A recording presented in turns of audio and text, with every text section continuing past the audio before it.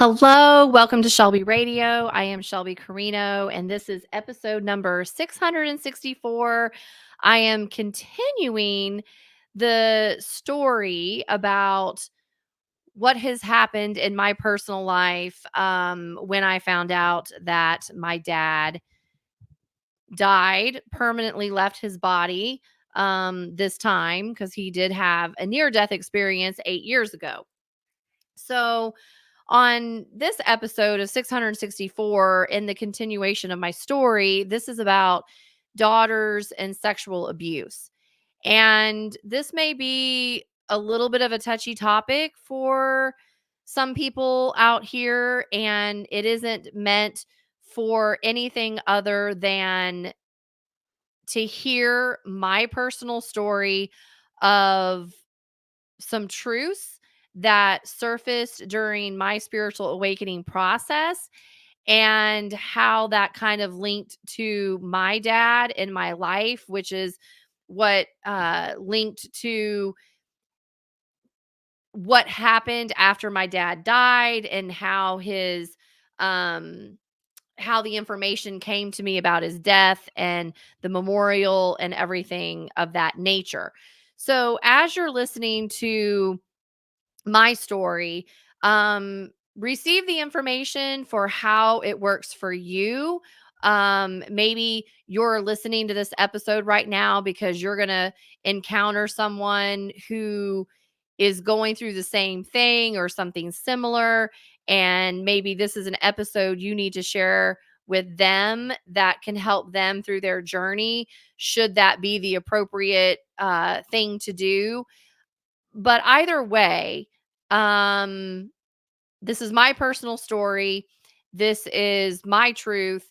And I am giving this information away today in this episode in the hopes that it finds the right people who can understand or are experiencing some of these things in their ascension process. And they just need to hear from someone else that, hey, this isn't singular just to you, maybe that there are other people that go through this, and that there's nuggets of information here that can help balance and harmonize maybe some of that pain or some of that information. Okay. So I do encourage you, though, if you haven't listened to Shelby Radio before, if this is your first episode, or if you've been listening for a long time, if you have not listened to episode 662 and 663, I would actually listen to those two episodes before you listen to this one. It just kind of gives a broader um perspective of why I'm doing this episode today. Okay. So you can have the background information and the foundational pieces to understand more of what I'm talking about today in episode 664 about daughters and sexual abuse. All right. So I want to get started. Because this has taken a lot of time and energy to process through since my dad died officially, as I call it, on November 25th of 2023. Because as a psychic medium, someone that is very in tuned with the spiritual energies and that spirit world, I have um come to understand that healing is a slow, methodical process in the energies. And it's never a mental thing, it's always an energetic process. And we can only heal certain things in our lives based on what our memories are willing to release and allow us to remember, especially if it especially if it came to trauma. Okay, because a lot of times when we experience trauma, we shut that trauma off somewhere in our mind, in our brain, in our body. We compartmentalize it and maybe put a blanket over it somehow. And the way we survive is by doing that. Because if we were to revisit the trauma every single day, then we might not be able to function. We may not be able to go to our jobs or, create money or raise our children or, let alone even maybe be a decent human being sometimes. Okay. And so we've done that in very many years past. Okay. But because we are in this new vibration of a higher frequency called fifth dimension, all of us are waking up to some sensitivities that we may not even be able to describe or explain. But yet, we're also surfacing some of that trauma because the universal space of energy now is holding a space to help heal those wounds, to help heal that trauma, to bring the unconscious mind into a space of balance and healing and kinesthetically moving those memories of energy through the body so the body can release it out of the organs and the mind can get clear so our mental health gets better, our physical bodies get better, which is honestly how that reverse aging comes into effect because you're moving the energy through the body and not just keeping the body physically well. You know what I mean? So there's all of these factors that play into healing trauma from an energetic level, but it has to release out of the subconscious mind and play out in the energy field in order to receive that the utmost healing that should be received. So in my personal story, okay, with my dad's death twice, one that was a near death experience where he died and he came back to life, and then just recently, he actually physically 8 years later has now physically left his body. Okay, and he is literally now off planet that way. But in the time when my dad died and came back to life is when there was energy that was beginning to move through my subconscious mind that was then getting into my energetic body, which then was playing out kinesthetically in my body that led me to this awareness that I had been sexually mishandled as a child in certain situations, which I'm going to get into. And I'm even being careful with how I'm using the words because to me, abuse stems from something happening over and over and over and over again, right? And then a mishandling of something sexual could just be, it happened once or twice. Like it didn't keep up a repetitive pattern of abuse. However, when it comes to daughters and dads, there's a special bond usually that happens. And I had that bond with my dad. However, as I go through the story of what happened with my dad, I preface it by saying that my dad was a good dad, and I had a good relationship with my dad. And the story I'm about to tell is not to diminish who my dad was as a dad, as a father, who he was in his learnings to me, okay, and what I received from him as his daughter growing up. But it is a part of my dad and mine's relationship that happened. And it happened when I was young, around before and around the age of 5 or 6, I would say, that I remembered. And from that, then it created a movement in my world, in my life, that led me on a sexual healing path of myself.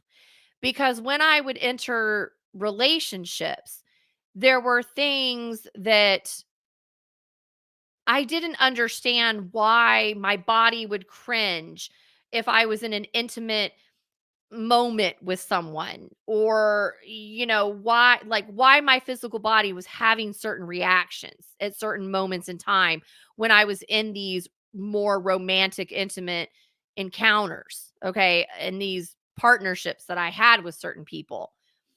And it opened up something in me that didn't make sense why it was happening. And then, which is what opened up the exploration of the generational curses. But the information I had to go off of was not from my dad at the time, it was from my mother. And I had grown up in a family where I had heard my mother continuously mention that my my sister, was sexually abused by someone in the extended family, and the way it was always said to me back in the day. We don't use this word anymore, but back in the day, this is how it was described. But it was that both her and my sibling were abused by my mother's retarded cousin. That's how they would say it to me. Well, I was young too. And I knew that we always visited this house, my they called it my mom's aunt, that we would always visit my mother's aunt and uncle who had a son that now we would term more is autistic, okay? And we would always go and visit them, and in the summers. And he was always more interested in my sister, but my sister was a little bit older. And so he always kind of would move more towards my sister, and then I was just kind of like there.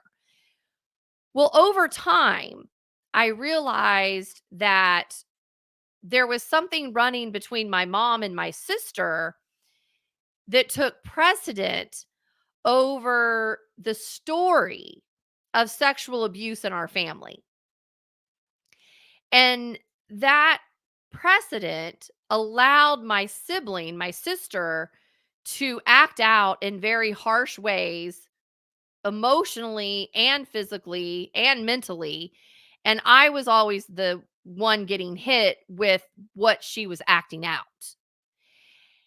And I don't even know that she ever got help for maybe what my mom was running in the storyline about her being abused, but there was this energy that was always moving through, that it was like that story of the sexual abuse was almost like the get out of jail free card for my sister, specifically acting out in very vulgar, vile ways that was very inappropriate for her and me, and how, and my family, my parents, and whatnot. But it was almost as if like my parents, specifically my mother, would always come in and excuse the behavior because, oh, she was molested or she was abused, or, and I didn't even know to what extent. And I later learned it was just more like an inappropriate touch. It wasn't, from what I learned, that my mother would share, it wasn't anything other than like, okay, it was a inappropriate space of touching, which doesn't isn't excusable is not excusable either. But it wasn't like what I know from some students and clients that I have that have been years and years and years of repetitive, intercourse, with the father or brothers or, things of that nature. It was never anything to that extent. But my mother always made it feel and sound like something horrible and tragic was upon us in that. And that was the only story I ever got. There was never any more information. Well, fast forward, you can see how someone can blow things up out of proportion and completely change the dynamic of a family, which is what I spoke about in episode 663 about breaking the generational curse. I spoke about where my mom was at in the building of this web that was created by her that affected her daughters, my sister and me, and the term sexual abuse. Okay. Only to later discover I was inappropriately touched and whatever, but it wasn't from who my mother always was programming around me that would have made sense who it would have been. And instead, my memory surfaced that it was from my own dad. And so imagine my surprise several years ago when my whole entire life I had these images in my mind that would surface. Like I would have a this picture or this image that I would see of me and my dad, and something wasn't right. Something was inappropriate. And then wonder why I was seeing that, or maybe I made it up in my head, or something like that. Like I had years of a couple of pictures. It would be like looking at your cell phone in your photo album, and you're scrolling through your photos, and then all of a sudden there's these two or three photos that if you scroll across them and you see that picture in your phone, you're like, "Whoa," you kind of have a reaction like, "Oh, where did that come from?" Or, "Oh, I don't know if I remember taking that picture," or, "Whoa, what is that?" That's kind of how it is in the psychic brain. So when I would, kind of my psychic brain would scroll through the images in random moments, I would just like see this picture or see this image or whatever, but I never put anything towards it. I would just bookmark it, I would notice it, and I would be like, that's really weird. I wonder why I'm seeing that. And then life would go on. Well, it wasn't until after my dad died and came back to life in 2015 that I began processing a lot of energy that my dad threw off in that death, in that near death that he had in 2015. So that happened. When was it? It was October 26th of 2015. I always forget. So it was the end of October 2015. Well, get this.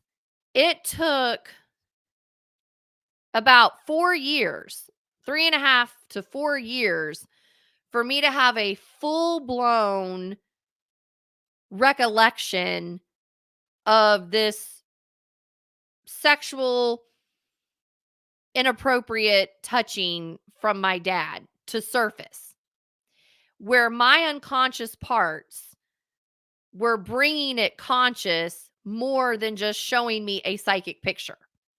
That's the easiest way I can say that. And how this came to be was when someone dies, even if they come back to life, when their heart stops, and my dad in 2015, his heart stopped, like he literally was clinically dead. Okay. His heart stopped, which meant his energy left his body. Okay. It wasn't like he like had a pulse and things were going, like he was clinically dead. And when someone is like clinically dead, like there's no life in the body, right? So whatever energy was in that physical body leaves. It scatters. It goes somewhere else, right? It leaves. And when they got him back to life with a heartbeat, then something else in the energy came into my dad's body because that old energy left, right? That's why you die and you leave, like your energy leaves the body. So that initial leaving of energy, well, for 3.5, 4 years, I was processing a lot of what my dad's vibration was that let go. And it was running through me for me to understand my dad, understand me more, heal energy between me and my dad, emotions between me and my dad, or whatever, which is why a lot of times people have that hard time letting go when people die because they are energetically and emotionally still having to let go and harmonize energy. So I had been doing that for several years, like I had spoken about in one of my other earlier episodes when I would want to make sausage balls, sausage biscuits and stuff, because it was a thing my dad and I did. And so I noticed moments when I would go in and out of those waves of energies and emotions. Well, I had been working out at the gym, and there's this room that has a hydro bed in it, which is basically like a massage chair but it's a bed. You kind of, sit up on it and lay, you lay down, but you're kind of sitting up. It's not totally flat. And it has water in it. And it massages all down by the feet, all the way up the back of the legs, up the back of the spine, up to the back of the neck, top of the head, back of the head. And so after every workout, that's what I would do. I would go into this room and I would sit on the the hydro bed and run it for about 10 minutes. And that's kind of how I would just like balance my energy, balance my physical body, whatever. Kind of put me into a meditative place. Well, I began noticing that there was this period of time when I was on that hydro bed that I was seeing more of this same recurring image or picture of this episode with my dad. And then I would see the next one. There were two main ones that I would always see. Okay. And I was like, why do I keep seeing this? And then I noticed that when I would, at night, when I would take, because every night I take an Epsom salt bath. And so I noticed that as I was taking my baths at night and I was, washing my body, I was noticing that, you know, my hand and was reenacting basically, and I'm going to get more specific here in a minute, but it would be like it was reenacting what I felt happened in those two pictures. So so this was going on for weeks. Like, my finger would just slip into my vagina. Okay. That's an easy way to say it. If I was cleaning myself down there, but it wasn't like, oops, it just slipped. It was like the energy would like push it. And I would be like, and it was weird and it didn't feel right. And I was like, oh my God, why did that happen? And I would feel that same sensation from what I would see in those two pictures that kept always coming back to me in my life. And then I would see how it played out in past relationships and those intimate moments of touching and all that, and how I would just cringe and I'd be like, ow, and things like that. So it was like this whole thing was coming back in because the body never lies, because the body holds the energy and the energy is the truth. But our mind and our mind's eye, okay, sometimes we think it plays tricks on us. And so it's a balance between what the mind's eye is seeing and then validating what it is kinesthetically in the body because the energy is playing it out, right? And there's a truth there. So this is this rabbit hole I was starting to go down. And I didn't say anything to Joe. I didn't say anything to anybody. I was just like living my life and wondering, like, why is all this happening? and when it would show up. And then finally, I had gone to the gym one morning again, and I had come home, and Joe was sitting in the living room. He was drinking his coffee. And I knew at that moment that, like, I had to share this with Joe.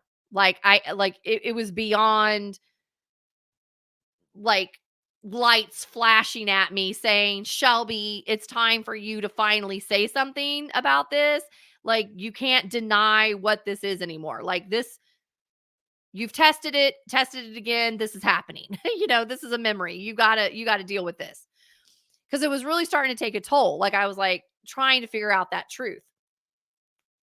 So I sat there and I told Joe, and imagine telling your husband this, okay, just like out of the blue one morning, like while he's drinking his coffee. Hey, I think my dad sexually mis touched me, blah blah blah, whatever, and sharing all of that.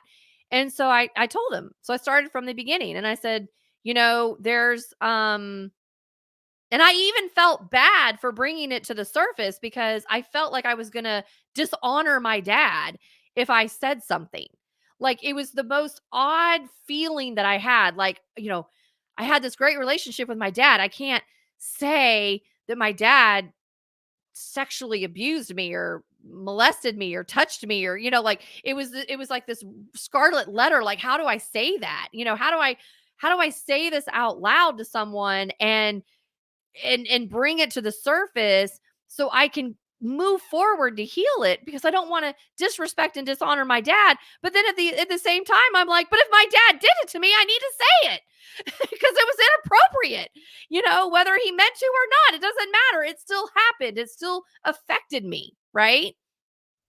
And I had to get to a place where I had permission to say it, because it didn't happen once, it happened twice. And I believe it may have happened a little bit more, but I don't know if I've even got those memories out yet. So I knew, okay, there's something here. And the way that energy felt to me with my dad was more about experimentation, and I know that sounds really weird, but I'm going to get into that. Then it was like, I'm abusing you for pleasure. You know what I'm saying? So it was an odd kind of thing that I was going through. And I'm going to tie this all together. So I'll just say it.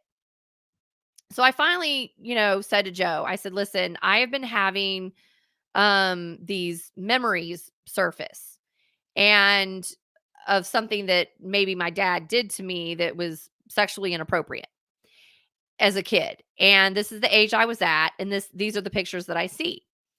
And I told him that now, each night I've been taking a bath, that something's happening physically with my hand that tells me and validates what this memory is that I keep seeing. And it's the same feeling that I had when I was 5 or 6 years old, or whenever whatever age I was when this happened. And so I had to run it through Joe, because Joe is my other half. He's what helps me validate truth because of how the energy bounces back and forth with us.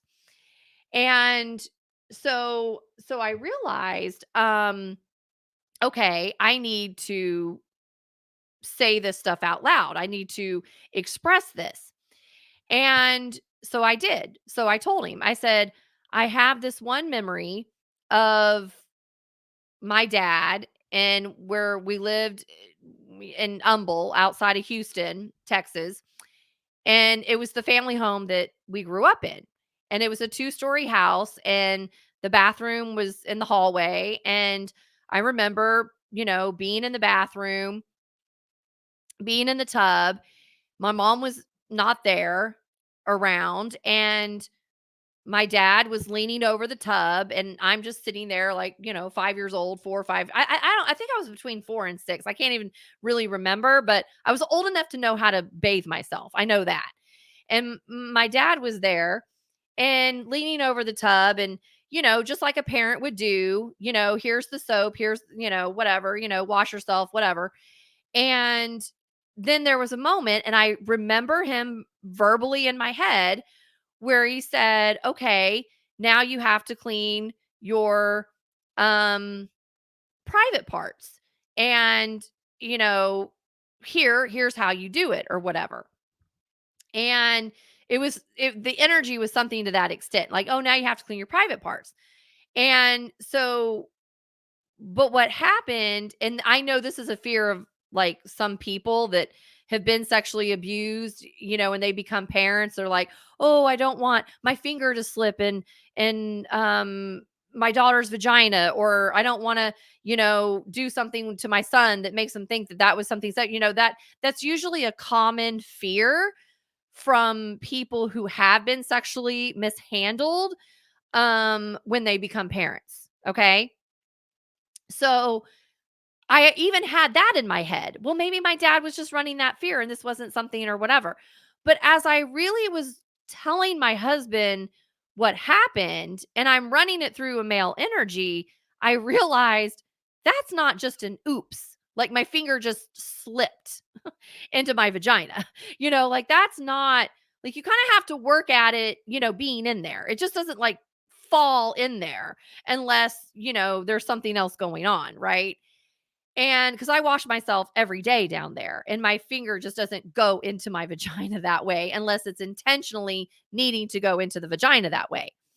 So I was telling this to my husband. I was telling this to Joe, and I said, I have this image, and I'm in the bathtub, and I'm all soapy. And he's like, "Oh, you need to," and it was even the way he said it, you need to, you have to keep these parts down here clean too, or, whatever. And and then it was almost like I could even see that finger of his going getting inserted. And it happened more than one time. And so, you know, it was kind of like subtle at first and then, happened again and then all of a sudden it's like all the way in. You know what I'm saying? And then it was in that moment in the bathtub that I'm having this memory as an adult where I can feel it. I can feel the burning. I can feel that burning sensation of it hurting. Like something foreign's in there and I'm little itty bitty down there. This isn't supposed to be here kind of a thing. And I remember in the bathtub at that one point where I literally it happened and I screamed. I was like, "Ouch, daddy, that hurts." Like I said it out loud. And I could even feel like my vagina, even in this moment, like pushing it out, like, ouch, that hurts. Like, that's muscle memory. That's memory in the body. And that energy is there somewhere. And so that was like a memory that I had because he would always give me baths. I never remember my mother bathing me. Which I thought was very odd that I never had any conscious memory of my mom saying, "Hey, Shelby, let's go take a bath." Everything I remember about hygiene and cleaning, it was always my dad. I was always around my dad. Even though my mom was there, I was always around my dad. And so anyway, I share this with Joe. I'm like, and he even kind of validates. He's like, "I can see that because I can see in our relationship sometimes you get, there's moments where I kind of cringe or, whatever, like I'm tensing up, like and I'm like, "Yes." And I think that's where it comes from because it's that male hand, it's that male finger, it's that, what are you going to do? Like, you're not going to protect me, like you're going to hurt me, kind of a thing. And so I was telling Joe, I said, I think my body is purging this. I think my subconscious mind finally is addressing it. It's now conscious. It's kinesthetically running through my sexual vagina organ, and I'm releasing it. Like it's healing. But then I told him there's another memory that I have where I'm in my bedroom and I had a pink bedroom and I had this day bed at one point when my bed was pushed up against the wall. I know exactly where this dresser was. I had under the window and how where my stereo was on one wall and how my desk was on this other wall. And then I had dressing table on one wall. And so I even know how my room looked. And I remember I was in the room, and I know that I was around 4 or 5 or 6 because my parents moved from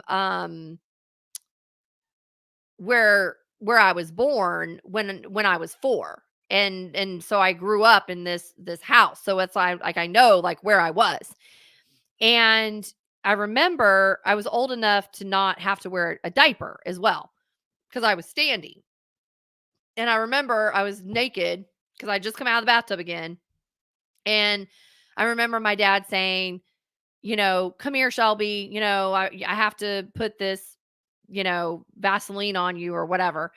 And so I remember, and I even see it in my because I'm looking down, like I'm a kid and I'm looking down, and I'm watching him, put this Vaseline on, all over, like starting on my vagina, whatever. And that didn't feel weird. It was just like, he's kind of just like, doing that.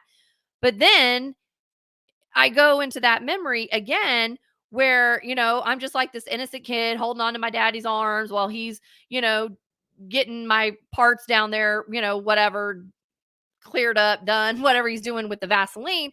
But then there was this moment where everything kind of stopped. And then the next thing you know, I feel that finger insertion again. And I'm holding on to his arms, like his wrist.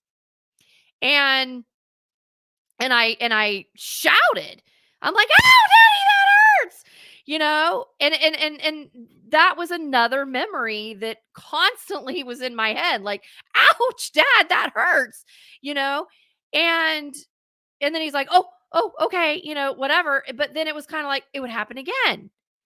So this is why I'm sharing this story not to dishonor fathers, and daughters relationships and dads and who my dad was to me, because I'm sure there's all these, and I'm not even, it's even weird for me to say it because when you have been sexually mishandled and it comes from someone like a parent or someone of authority that you trust, you instantaneously want to defend them. And because you're like, well, maybe they didn't mean it, or maybe it was just truly an accident, or whatever. You go to defend the abuse, you go to defend the abuser, right? Because you can't think that possibly they could have done something like that to you intentionally, right? That's how the brain tries to validate they're not bad, right? Like that, you try to do that. And even in this sharing of this information, which is so private and personal, but not private anymore because it's personal, but it's out here publicly now. Um, and I've talked about it before, but just not in this detail. But it's important because it affected my life. And I've been trying to make sense of it my whole life, which is why when I told the story of in episode 663 about my parents fighting one night, and I didn't know why, and I didn't know if it was because my dad was unfaithful. I have questions in my mind going, well, was my dad really unfaithful? I'll never know unless my mom really wants to finally on her deathbed tell me the truth. Or, did my mom find out that this is what was happening between me and my dad because maybe somewhere I was sharing it with my mom and my mom finally confronted my dad. Like, I don't know. Like, I don't know the story. So your mind begins to wonder, okay, well, it could be because of this. It could have been this over here. What is it? But at the end of the day, my mom's going to have the information if I went to my mom and told her, you know, or even if because I always talked to my mom when I was growing up. So, I mean, knowing me, I could have just been like talking and, something may have come out of my mouth like, yeah, daddy's finger was in my private part, mommy. And my mom might have been like, what? Or something like that because I knew with my mom, there was always this um barrier protection of like sexual abuse, like her knowing something that I didn't know. So as I was sharing all this with Joe back then, And I told him, I said, I'm obviously playing it out because, even when I'm like washing myself down there, it's like I have the washcloth and it's like my fingers going in there and I'm like, and I'm replaying this whole scenario. Well, once I verbally released it, once I shared it with Joe, and once I put it into awareness, then it was like all of a sudden it began like going away. And um because it was like you put awareness to it. It's like, "Oh, here's the awareness and now my subconscious mind knows that this is the truth. This is what happened."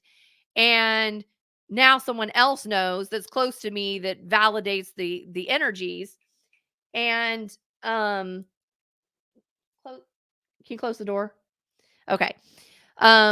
I've had my doors open, so now I need to close my door and protect the space. Um, so I've had so when you run that through, then you realize, oh, okay, well now it really is truth. It really is not my imagination. It isn't something I just made up in my head. I didn't have the wrong person in my vision. I didn't have the wrong the wrong anything. It was like, oh, I actually had the right piece of information. So, with all of that being said, having the right piece of information, then I got to the space of what am I going to do with it? What am I going to do with this information now that I have the information? How am I going to um fix what I know, or how am I going to heal this? Because it wasn't something I could take to my dad and be like, "Hey, I had this recollection of this, and this is what I've been going through. And I need to know, did this really happen? Like, did this happen?" I couldn't do that, even though he was alive on the planet, because I knew it wasn't my dad. I knew it wasn't the original energy of my dad that created that experience. Does that make sense? So I didn't really know, you know, um, who my dad was. And um because of that, then I'm sorry, uh my phone just went off. I forgot to turn off Keen and this chat is coming through and I'm like, "Oh my god, I can't chat with it." So I was trying to end the session cuz I'm like, like, "Wait a minute. I can't do that right now." Okay.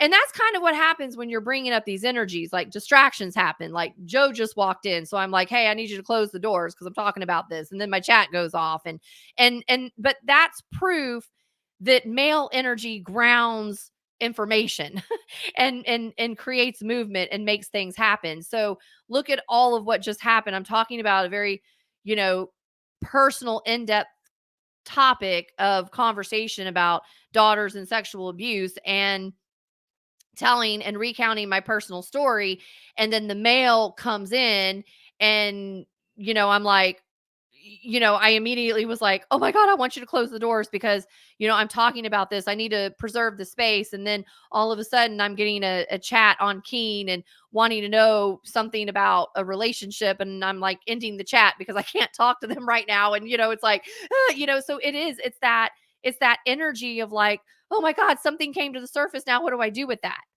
It's that male energy with women, and it begins with the daughters, which is how we formulate our relationships with men and along the way in life.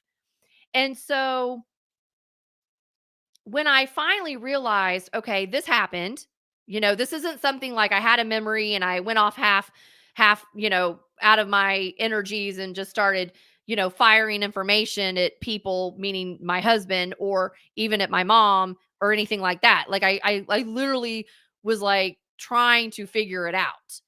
And the more I figured it out and the more I realized what was happening and the more I realized what happened, then the more I realized, Well, my dad's not here anymore for me to have that conversation with, because this new person that's in his body is not him. So it doesn't make sense to tell him, because that's not it's not really him. It's not that version of him. So the next best thing was I had to take it to my mom, because my mother is the one who, through time, put into my awareness what sexual abuse was, because she always would talk about, well, your sister was sexually abused and I was sexually abused. And she would always like say these things to me. And and then incidents would happen, and like, so all this weirdness would happen.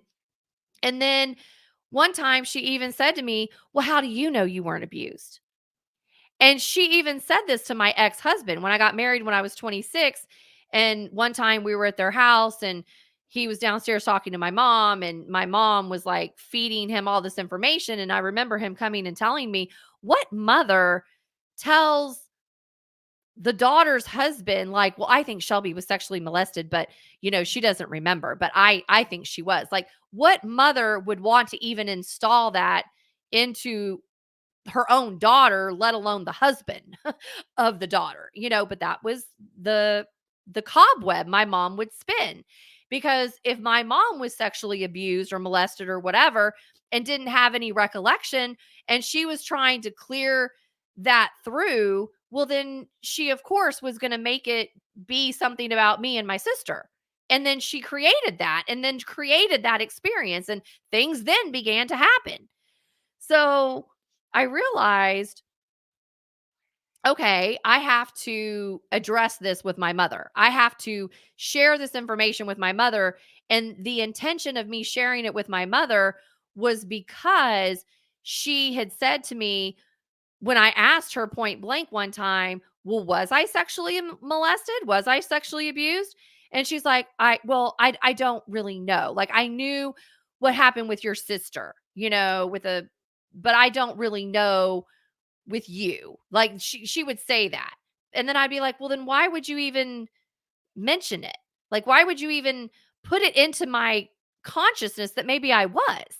And she would be like, well, because I mean, if it happened to me and happened to your sister, then I'm sure it happened to you. But why would you even want me to think that? Like, who does that? Like, if you don't know something. So you somewhere have to know. But she never told me. But then, as I got onto my spiritual path, after I divorced my ex-husband and that marriage dissolved, and I had to move back into the family home, and I came back to Texas from Georgia, and this is when I really started clearing and bringing up generational curses. Well, I was at a Target shopping center with my mom, because we were going to Target, and we were sitting in the car. And I remember my mom saying to me that I was asking her, like, about her past relationships, because I said, I've just come out of this divorce. I don't understand why I keep choosing men that are cheating on me, that have other women, that, I don't understand the pattern, and there's got to be a pattern. Like, why is this happening? And my mom said to me, well, you know how your dad was engaged to this other woman before me, and she was crying in the car, and she was telling me that, she never felt like my dad really chose her, even though she was chosen, because he really was engaged to this other woman, and he broke it off. And if that was even the truth, I don't even know anymore. But she's crying, telling me all this stuff. And then she's making comments about how my dad was in bed, and like, even was sharing that personal information that wasn't good. And I was like, oh my god, she's really, but in that moment I'm kind of like, well, we're kind of having a mother-daughter bonding moment, right? Like, okay, she's finally telling me some things. And then the next thing you know, she's like really in this process of crying, and she's like telling me, you were always your dad's favorite. You were always your dad's favorite. And it wasn't like a normal mother thing, right? It was almost as if, like, I was the other woman sitting in the car that my dad was having a relationship affair, sexual encounter with, and my mom felt like she wasn't good enough. That's how it felt. So when my mom said that to me, it really impacted me. I never forgot that. And I said to her in that moment, I said, "What are you talking about? I was always dad's favorite." That was the red flag. That was me somewhere in the spiritual energies really starting to bring things up, and my mom was just becoming a vessel to that truth and said it. And that played in my mind over and over and over again. Now, granted, I was a lot like my dad and my mom was like my sister. So, I mean, duh, my dad always did things with me and resonated with me, and quite honestly didn't even like my sister, and he even told me that. Like, I don't even like your sister. Like, she's just mean and she's awful, and it's like, but it was one of those. But of course he had a better relationship with me because I was him. I was like him, like, in characteristics and traits, and he, just vibration. And so, and then that's how I knew when he died and came back. And then all of a sudden, he and my sister have this relationship going. So I knew, I was like, oh, okay, there's some other man in there running this. And so I knew in that moment, I have to share this with my mom.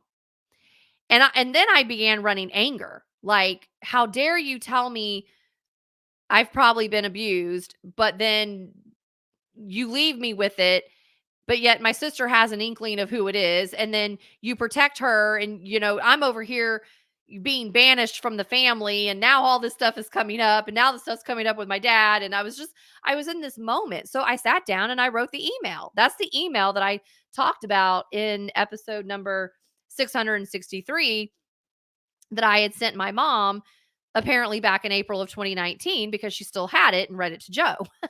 And then that was me listening to what I sent her again and then, validating, yeah, this actually did happen.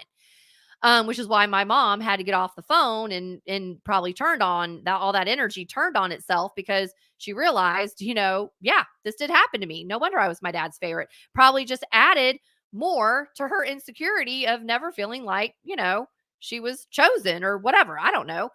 And and that was a lot of the conversation that I had with my mom in those two conversation, or that one main 4-hour conversation, was she kept going back to this. She kept going back to, you accused your dad of sexual molestation, sexual abuse. And I was like, no, I didn't accuse my dad of anything. I had a memory. And this is what I kept telling her. I had a memory. And that memory showed up over and over and over and over again. And finally, that memory came into my body kinesthetically as a kinesthetic body memory, where then I'm actually, almost as if like I'm in my dad's brain and my brain, where my own hand and finger are playing out what happened in those moments that I have memory of. That happened. So my mother was like not being able to get past the fact that I was at, this wasn't an accusation. This was a memory. This was my experience. And this is what I remember. This is what my body remembers. This is what my hand remembers. This is what my finger remembers. This is what, and my dad was already dead at that point and came back. I'm processing energy out of his energy field. So, yes, this happened. Like, you can't deny that this happened. And so, but I told my mom, I said, when I was on the phone with her, I said, I'm not looking for you to even believe me or anything like that. I'm not looking for you to make this right. I'm like, you keep bringing this up. I'm way past it. I'm at, okay, it happened. Cool, whatever. I've moved. Now all of these other things in my life make sense. I've healed the energy. I've healed through that energy. I'm way more open now in my mind and my body, in the sexual energies, all of that, cuz my parts have healed because I have brought all of that up and moved it through. So I was no longer hanging on to it because I've moved it. And so for my mom to have kept bringing it up meant, oh, wow, this is for her now. And then she finally slipped and said, I don't remember how I was abused, meaning herself. I've had hypnotherapists, I've had psychics, and I can't recall it and yada, yada. And I said, well, okay, then, but I recalled mine. So I'm sorry that you don't like what I've said, but that is what I have recalled. And no judgment on dad. He's dead. It doesn't matter anymore. It is what it is. I'm not tarnishing his legacy. I'm not tarnishing anything, but by golly, I'm going to speak the truth because somewhere along the way, y'all tried to keep me from the truth. And I'm not going to sit here and live my life as a lie to the authorities that were around me and what y'all chose to do in those moments of your own actions and behaviors. I don't have to be silent anymore. And that's why, I was even mentioning, like, along the way, like, this is why people of violence or sexual misconduct or things of that nature, it's why they stay silent, because they feel bad for exposing the truth because they don't want to hurt anybody. And that's where I was at. I'm done because I'm the one being hurt. And y'all are the ones hurting me. Y'all are the ones saying one thing out of your mouth, doing another thing. And that's why I had to bring that 4-hour conversation, which really was 2 hours with my mom and then 2 hours with Joe and then 20 minutes extra, where I kept bringing it back to the incident that happened with my sister when she punched me in the face, because it all tied in together, all of what this stuff has been about in our generational line. And I'm like, so mom, you had daughters and these things happen to your daughters because something you think happened to you, but you can't remember it. So your other daughter chose to suppress the anger and not do anything with it. So now it all came to me. So as I processed all that through, and then my dad died and came back, and then you guys took an action to not tell me that it happened. So then now I'm processing all that energy, but you broke rapport in the relationship to not want to have a relationship with me because you guys were holding on to a grudge that I was holding my sister accountable for punching me in the face, and I called the sheriff. And then my own father is telling me to drop charges that I didn't even know had been filed because I didn't have the information from the courthouse because I was waiting for something in the mail that is a whole other story. And yet my dad, in the same token, is saying, you don't throw family under the bus. And I'm confused in that moment of, how can I throw family under the bus when I don't even have the information that any charges were actually formally filed, because all I did was call the sheriff and told what happened, and they told me I would be contacted with whatever might need to happen, and from there I could decide what I wanted to do. And it was specifically said to me it was going to come to me in the mail. So back then, in my naivete, I'm still being bamboozled by my parents because they were protecting my sister who was the abuser. And as I was on the phone that day with my mom after, that 4-hour conversation, my mother was saying to me things like, well, I think you have the wrong house, or I think you have the wrong person. Because when I would ask her, do you think I'm making this up? Do you think I'm really lying about something like this? Like, no. Well, I just think maybe you have the wrong person, Shelby. Or maybe, even when you were describing it, even when you told it to me in the email, it's like not even the right house. I'm like, no, it is the right house. Like, so she was literally like glitching, and then in true form and fashion, making it be my fault, because there's no way she could ever believe that this husband that she spent 58 years of her life with could do something like that to me. But then at the end of the day, maybe she knew, I don't know. And then now I healed it in the energy for myself. And now I brought it back to her saying, hey, you know what you programmed and installed into me, that maybe I was sexually molested growing up? Well, here's my memory of sexual molestation. Oh, I'm sorry that it doesn't fit your narrative of who was doing the abuse.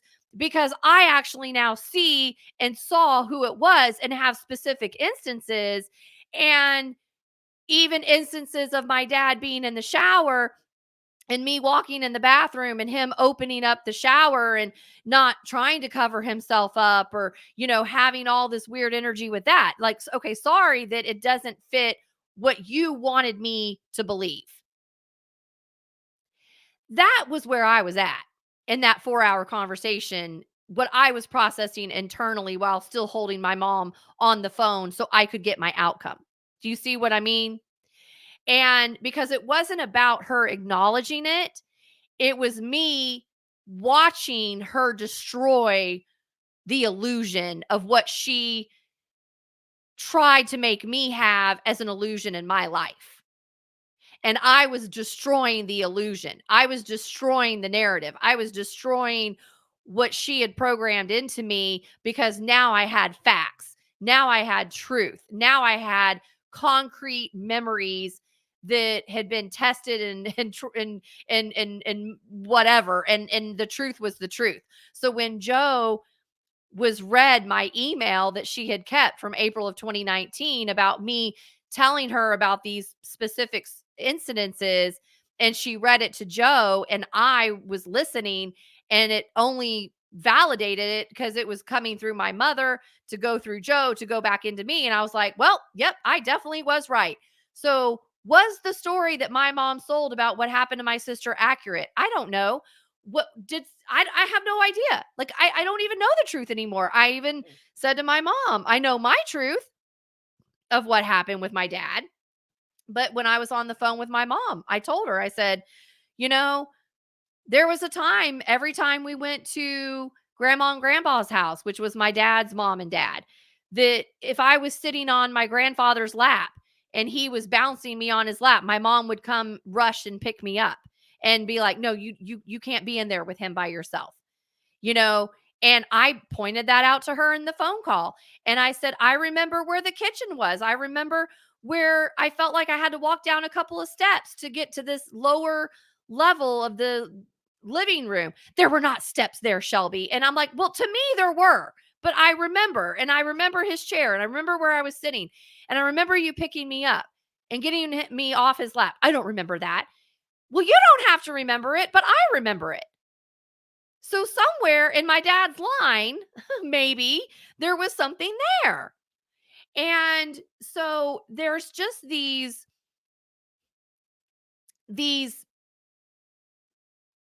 awarenesses, these memories, these things that would show up.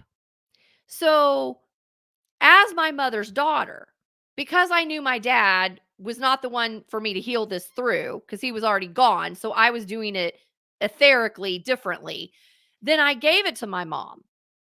And that's why I said to my mom, when she was still not being able to get off the fact that my dad may have done that to me, I said to her, I'm not dishonoring him or anything else he represented. This was a moment in time in my life of something that happened that affected me, that was me as his daughter, that affected me with men. And this is what I remember. And the reason I'm bringing it back to you is because you always said to me that maybe I was abused. So here is my memory. Sorry, it happened to be the husband you were with. But it makes sense why you would say to me, I was always dad's favorite. So what did you know that you never wanted me to know? That now you're trying to validate, oh, we never had favorites. We always loved you and your sister equally. Bullshit. No, you didn't. There was a favorite and you knew it. And you made sure the older I got that you put that in there, because you had to villainize me more and more and more and more because I was discovering more and more and more the truth of who my dad was to me. So y'all threw me under the bus. I never threw y'all under the bus. You threw me out under the bus, ran over me time and time again. And that's why I told my mother. That's why when you didn't tell me my dad died the first time and was in the hospital, and now he's died, and you didn't tell me he died, and then you didn't tell me that you had a memorial for him, and then every communication I've tried to have with you, you've ignored and not had communication back. What do you expect now? You get what you get because I'm done. So I got to a place with my mom, even though I didn't say it the way I'm saying it in this podcast episode, because I was, working out the energies, but that's basically what I was doing in the energy. But I was just working it through differently in the emotional body, or Joe was working it through differently because we were still working with her to see if she would shift, if she would get to the forgiveness of her own self for her own actions and her own behaviors that affected me as her daughter and a victim of sexual misconduct or abuse or whatever you choose to utilize in those terms. And when she didn't get there, and she had to just hang up after 4 hours and 20 minutes, then I gave a grace period of time for all of that energy to settle in order for her to reach back out and maybe have a moment of clarity and say, I am so, maybe give the apology, or I'm sorry that this is overwhelming and that I didn't believe you, or that I believe you now, or that you've gone through this, or that I have, villainized you so I can continue to be the victim, or, but you really are the victim, Shelby. And I'm sorry because that's what my mother did to me growing up when I felt like she always took my brother's side, or, whatever. Like that was the space I was holding for my mother. And when she didn't get there after now of me doing this podcast episode, I went, fine. She may, one, never get there, or B, she may never get there because she's had plenty of time. So I don't have to hold in any more of my story because I've held my story in for so long in honoring thy mother, honoring thy father, honoring the fact that you don't throw family under the bus, honoring the fact that, you keep the family secret, or you whatever all of that stuff was. And then when I saw that my own mother, who carried me in her womb for 9 months, could not even remotely defend me or validate my experience or anything for that nature, and was still trying to turn it and spin the web, I went, no, no, we're done. No, I get to tell my story. And that's why my mother had to listen to my podcast episodes. That's why she had to read my books, because she knew, even if it was unconscious, I have to get this out.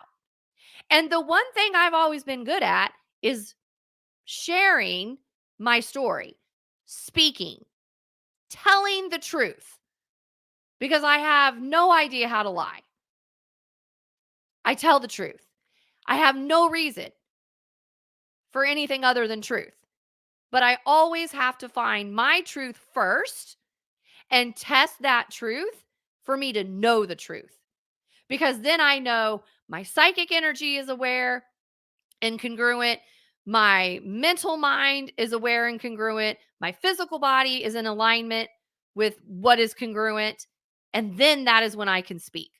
That's when I know in the energy I am safe to share my story, because I'm never going off cocked in that emotional spewing just to spew. There has to be an intention behind my story of conversation, because people like yourself are listening, and I help reframe energies in people because of the vibrational level of experiences of my what my truths are from my life story. And there's an ethics to that. There's a accountability to that, because I know it helps people and it changes people. And so I've had to go over the last month with this information, not talking about it, being shut off from my inspiration, being shut off from my Queen of Total Wellness company and podcasting, and because there was a moment in time where I was like, oh yeah, when was that? Actually, I need to look at that. I have my calendar out here that I do for my podcast. And I'm like, wait a minute, when's the last time I did my podcast? Yeah. So isn't this interesting? November 8th, I did an episode. I came back onto grid with my podcasting October 18th when we bought a camper and I recorded these episodes. And then everything went away like October 25th. Like I couldn't do any more episodes. And then I forced myself to do an episode on November 8th, which was the day after I did my meeting for subbing. And I said, and it was titled, What's Going On Out Here? So even in that, I was like, so even in November, before my dad died, I was like, what's going on out here? Like, okay, I bought a camper, taking the pressure off myself to do things right. The bathroom experience with the camper. What does it mean to throw a fireball that had a lot to do with my family and mom and everything? So I was already working through all of these energies through my podcast. And then I stopped November 8th until now. My podcast is airing. This episode is airing on January 24th of 2024. So you see that even me, I had this glitch in time, but I'm recording this episode January 3rd, but I'm airing it January 24th of 2024. Okay. So you can see, some of my timeline, right? And so then after I aired that episode on the 8th, I was toast. I was out. I couldn't do anything. So I was out for almost 2 months, not doing anything with my podcast. So you can imagine in my mind, I'm like, why did I have this inspiration? And then I feel like I went into the black abyss of nothingness, no inspiration, no whatever, totally felt disconnected from my company, my podcast, myself, all of it. Like, I'm not even connected anymore. That's how I felt.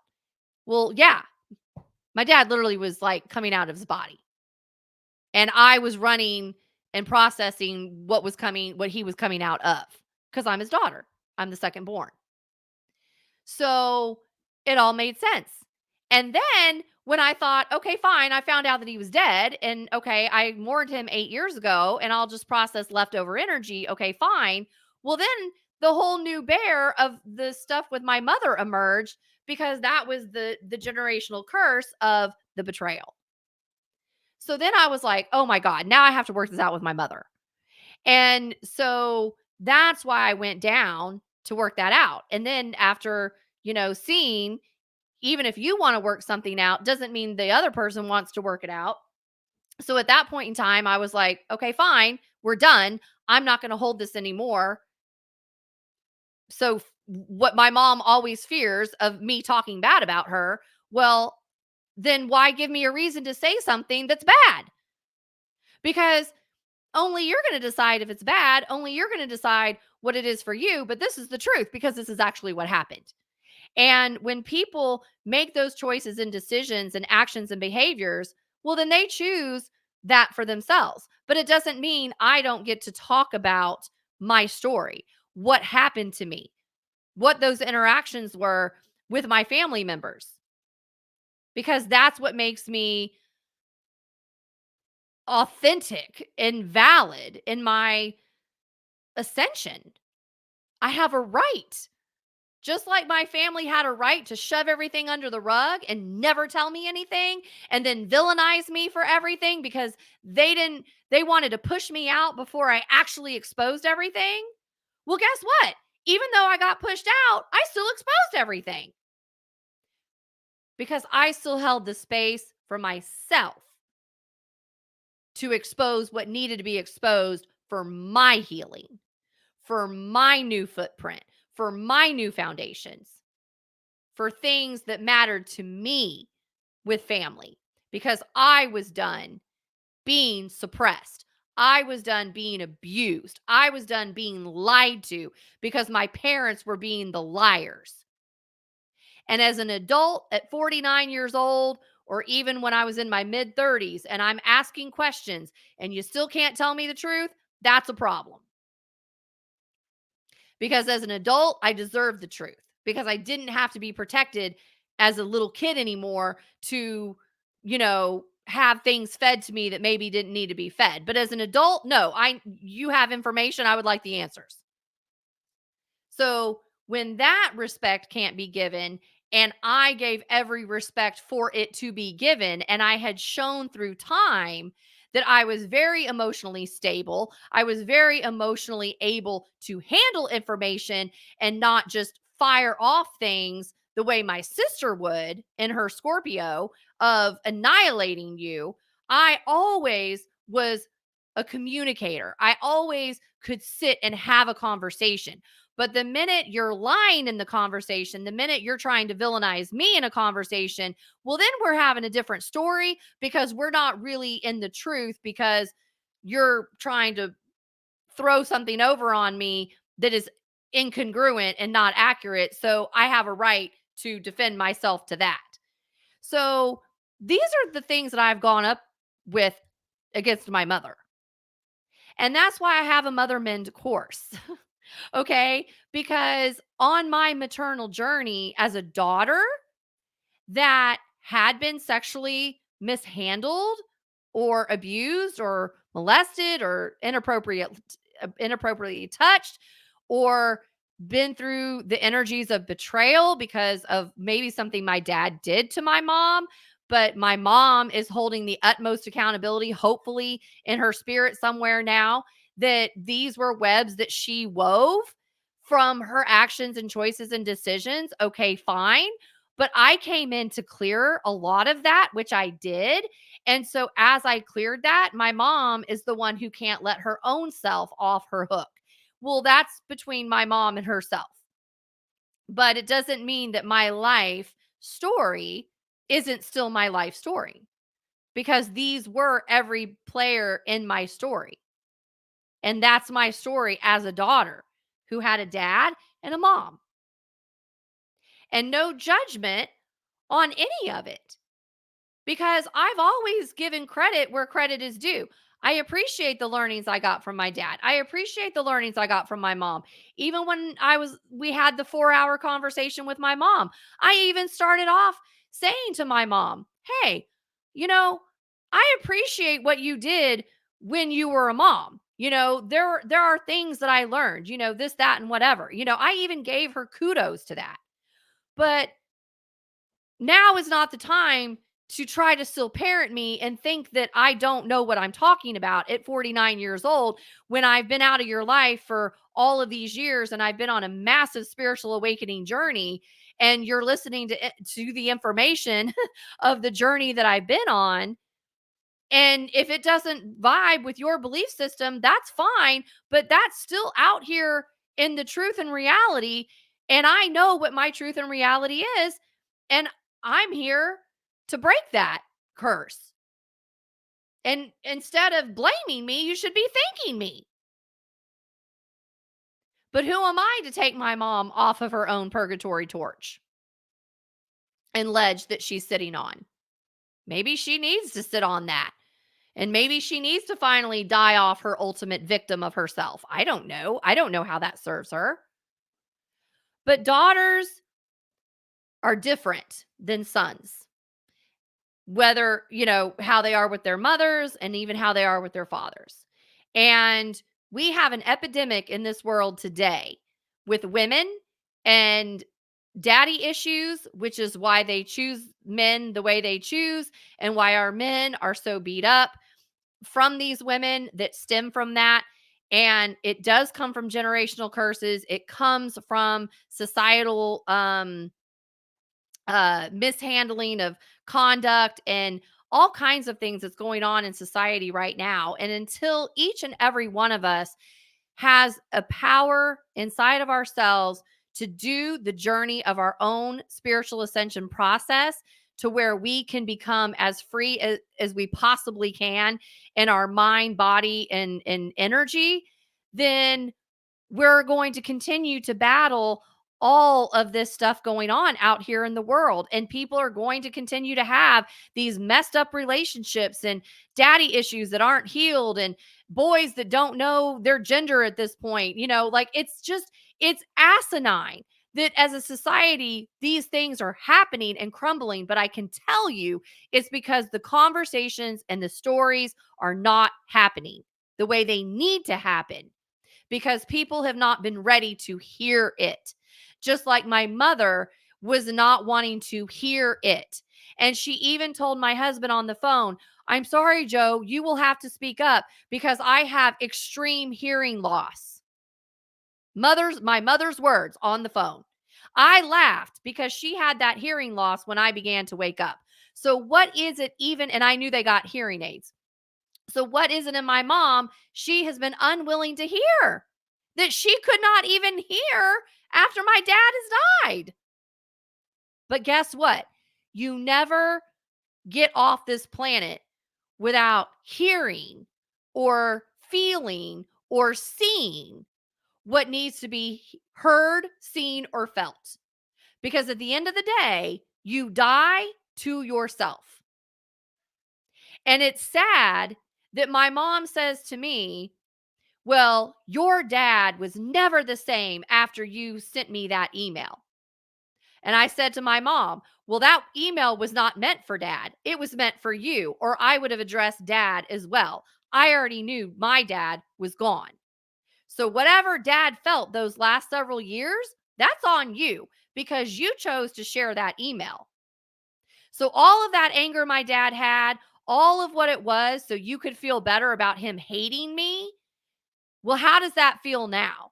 Because it doesn't affect me because I knew what I had with my actual dad in the vibration before he actually died. I don't know who this other man is that you've been with for the last 4 years since then, or whatever, the last 4 years that she said he was never the same, because I talked to him pretty much up until all of the weirdness happened. So I said, that's on you. That was your creation. You did that. You made that decision. This was between you and me, not you, me, and him. You made it that way. But then y'all didn't come back to me. That's your fault. That's on you.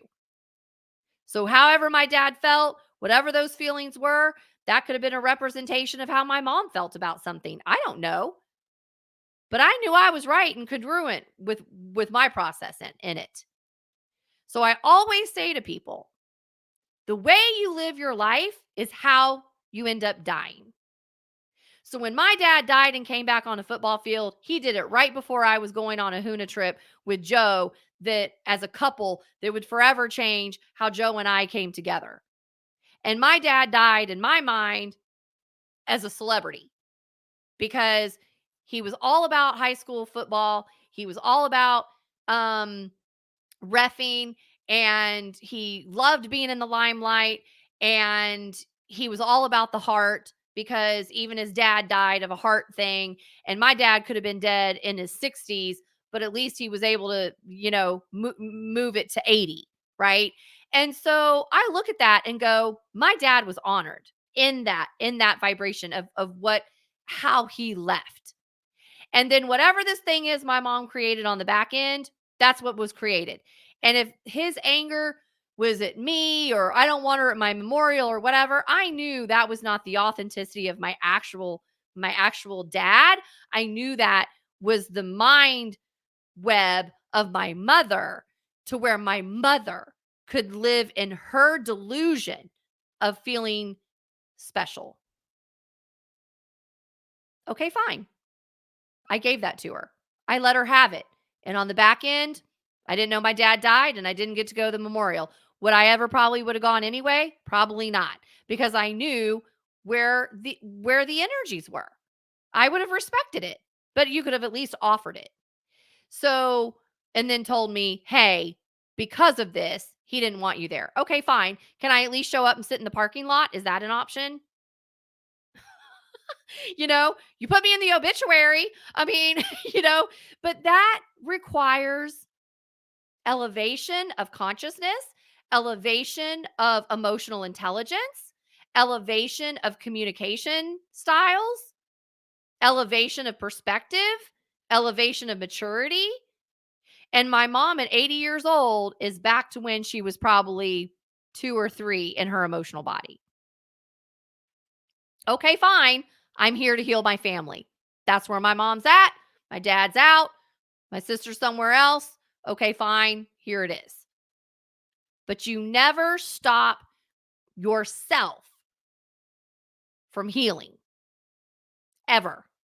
As a daughter, as a son, as a victim, survivor of sexual abuse, inappropriate touching, anything physical, even spiritually. Because my mom has spiritually abused me in so many ways. That's why I have had to fight in the spirit because of her. But you always incarnate, usually in a family, especially this is especially now in the past, fifth dimension will be different. But up until this point, we have incarnated with people in our families who are here to teach us the hardest lessons. So my family just did what they were supposed to do. They all played their role. And so did I. And now look at where I'm at. And now look at the wisdoms that I have to share. Now look at the freedom that I have. Because that's why we actually come into the space of family that we come into. It's messy. It's ugly. There's secrets. There's curses. There's all kinds of things that people don't want to expose. But when they start exposing it, it breaks up the family. And it is only then that you realize who is really spiritually mature, emotionally higher in their emotional quotients based on how the family chooses to mend. My family didn't choose that. My immediate family didn't choose that. But that didn't stop me from getting to the truth. Because at the end of all of it, it's all that we have. And I said to my mom, I know that I can lay my head on my pillow every single night and know that in biblical terms, I have honored thy mother and I have honored thy father. Now, have you honored thy child? That remains to be seen on your plate. But I know I did my part in moments when I shouldn't maybe have done that, but I still did it in that honor. But in the honor of myself, I get to now share the wisdom and this story. And I apologize for you that you chose to be that type of character in the story that you created. Because it all begins with the mother. So if you are a mother, what story did you create? What story are you creating? What story are you trying to mend? Because at the end of the day, everything begins with the mother. So, with that said, thank you for listening to another long episode, okay, of my personal story. And I am going to continue the next episode with what happened right before I aired these 3 episodes that really put me back into my power. So, with that being said, share this with someone if you feel it could help them. ShelbyCarino.com. If you want to look at my spiritual school curriculum and start going through these frequencies, my Mother Men course is on there. Whatever resonates with you, be the best version of yourself. Because at the end of the day, it's all that you have, even in the last moment when we leave this earth. All right. So clean it up and make it good. I will see you in the next episode.